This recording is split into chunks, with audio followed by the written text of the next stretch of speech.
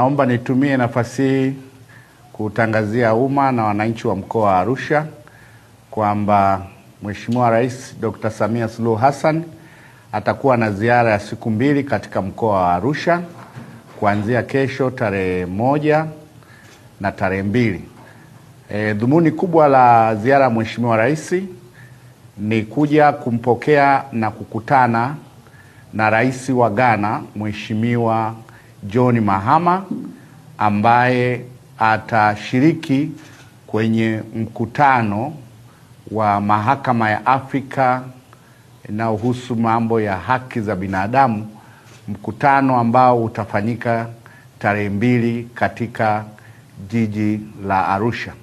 Kwa hiyo Mheshimiwa Rais atampokea na kufanya mazungumzo na Rais wa Ghana Mheshimiwa John Mahama katika ikulu ndogo ya Arusha.